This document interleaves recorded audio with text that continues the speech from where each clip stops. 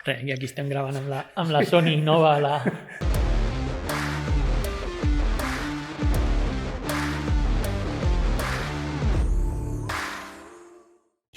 Bon dia, aquí Josep Bautista i sí, és cert, tal com diu el vídeo, m'he canviat a Sony. Tenia molts motius per fer-ho i tot i que m'encanten les càmeres Fujifilm, la meva Fuji X Pro 2 s'havia quedat ja una mica desfasada.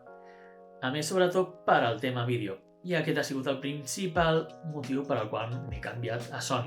Ara bé, suposo que ja ho sabeu, però el material fotogràfic és molt car, i més quan intentes canviar de marca i has de començar tot una altra vegada des de zero. Però gràcies a un bon amic que es venia tot el seu material de Sony en molt bon estat, he aconseguit reduir aquest cost, possiblement menys de la meitat. Així doncs, ara tinc una Sony Alpha 7R3, Alpha 7R, Alpha 7R3, Alpha 7 què? Amb dos objectius G-Master i un munt d'accessoris nous que hauria hagut de comprar des de zero. Realment el que necessitava era actualitzar el meu material fotogràfic i vaig decidir que en lloc de seguir amb la Fujifilm, doncs, el canvi a Sony en aquests moments era una bona oportunitat. I per què dic això? Doncs precisament perquè aquí al darrere tinc aquest monstre que es diu... com et dius? Ronin SC2 i que no era compatible amb la meva càmera Fujifilm X Pro 2, només amb els models més moderns de la marca Fujifilm. Amb la Sony Alpha 7R3 sí que funciona.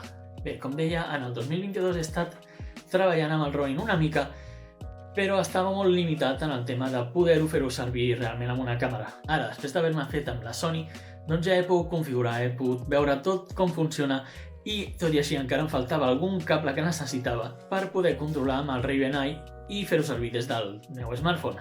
I un altre motiu per al qual buscava canviar a Sony era perquè amb la Fujifilm, quan treballava en estudi, em veia limitat amb alguns aspectes, sobretot en el tema de sincronització amb flaixos per control remot, com els de Profoto. I havia d'anar buscant cables per tot arreu per poder connectar amb els flaixos. Així doncs, la Sony em servirà tant com per treballar en estudi com per emportar-me-la per fer vídeo.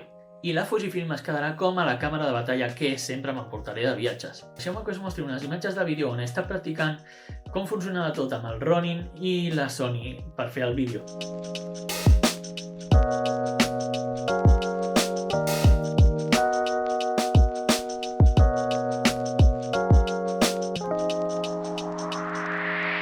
I fins aquí aquest petit vídeo explicant els motius pels quals havia canviat a Sony, ja que el següent vídeo és una mica més dens i és tot el material que portaré a la meva motxilla aquest 2023.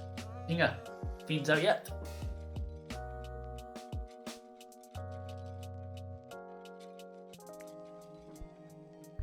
I ara què passa? No em deixa parar?